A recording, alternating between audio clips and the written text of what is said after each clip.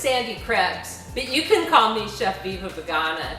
In these videos, I'll be sharing with you how anyone can make delicious vegan food.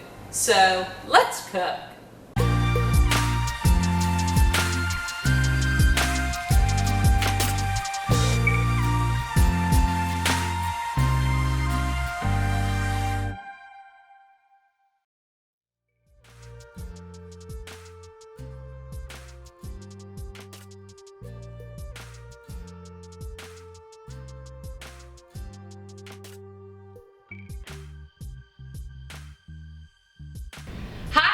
Chef Viva Vegana here. Today I'm going to share my recipe for caponata with you, so let's cook.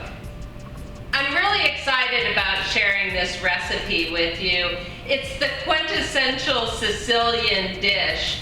If you, like me, had a Sicilian nonna, she probably had her very own version of caponata, and it possibly changed depending upon what she had in the refrigerator at the time.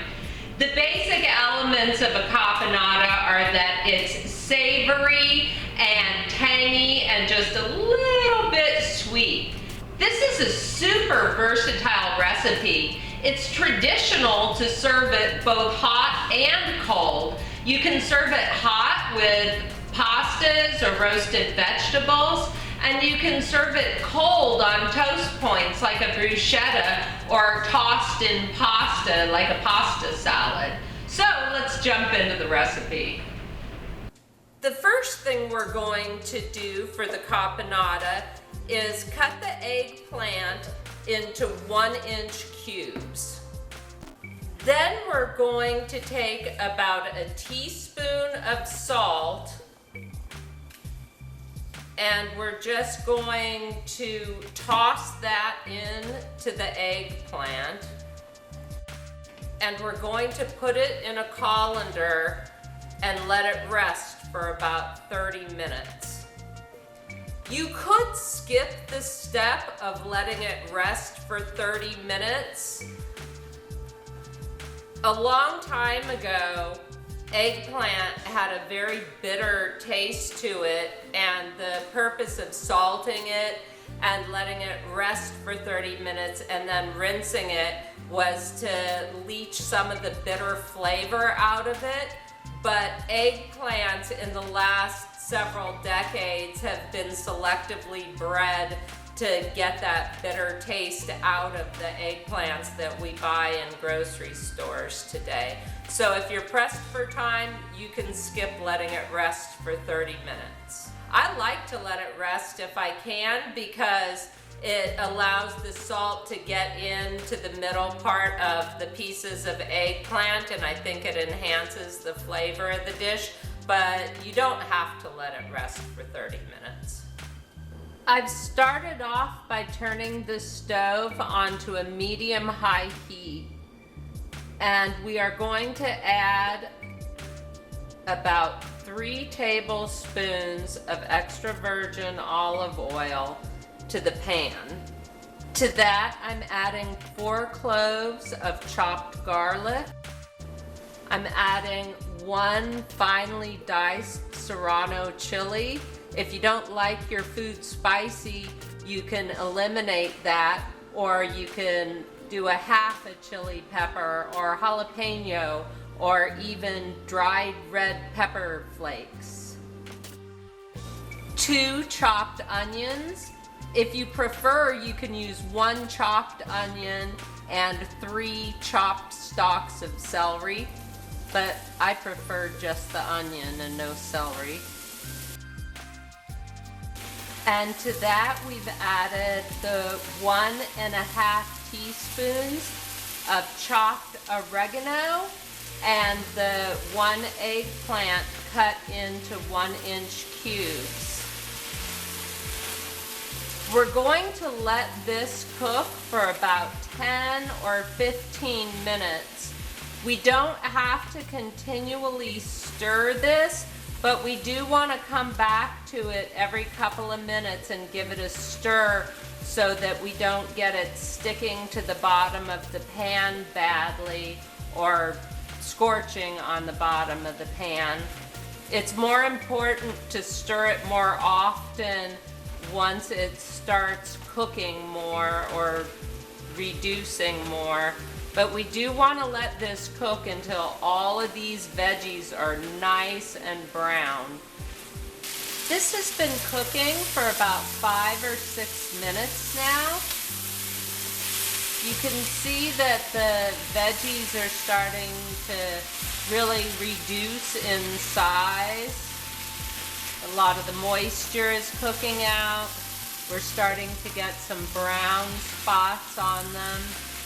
And we want to really go across the bottom of the pan to try and get that caramelization off the bottom of the pan so that we don't wind up getting a lot of the vegetables sticking before they're done cooking. This is coming along really nicely, but it's going to take at least another 5 minutes or more until it's where we want it. So I've been stirring this every 2 or 3 minutes, and it's been cooking for about 12 minutes now. These veggies have a lot of nice color on them, and they're starting, well, they're not starting to, they're already very soft. And we're getting to the point where a lot of this caramelization is just sticking onto the bottom of the pan instead of staying on the vegetables. So we're going to go ahead and add the rest of the ingredients at this point.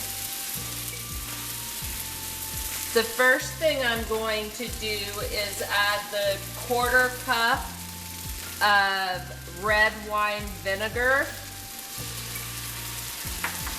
and the 14.5 ounce can of diced tomatoes.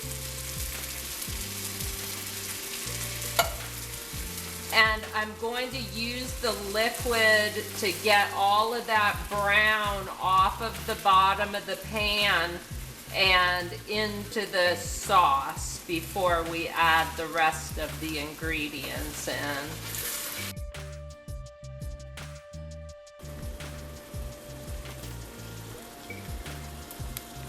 I'm adding 1/3 of a cup of sun-dried tomato. I used soft sun-dried tomatoes. If you use a hard sun-dried tomato, you're going to want to soak them to soften them up before you chop them. And 15 green olives that have been roughly chopped. You don't want them chopped fine, no more than like in halves or quarters. You want them nice and chunky. And 2 tablespoons of capers.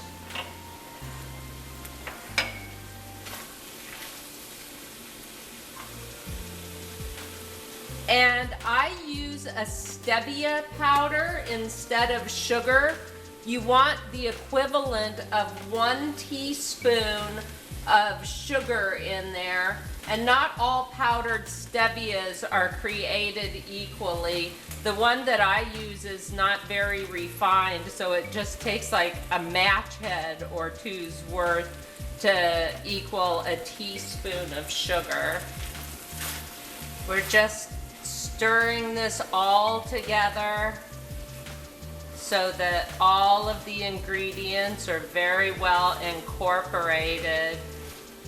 The only salt that is in this dish right now is from the teaspoon of salt that we tossed with the eggplant cubes, and of course the green olives and capers are salty as well.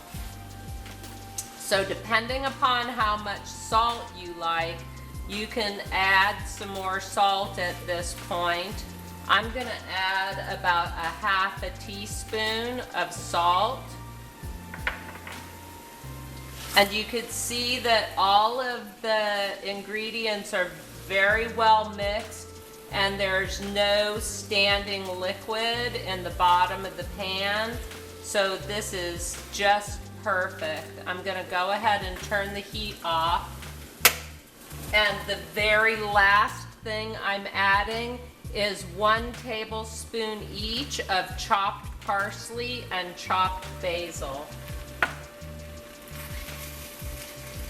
I'm just gonna mix that in. And there you have it, caponata just like Nana used to make. Except for my Nana probably didn't even know what stevia was. But other than that, it's caponata just like Nana used to make. Ta-da! I hope you enjoyed this recipe for caponata. I hope you'll like and share the video and subscribe to my YouTube channel. So until next time, let's cook.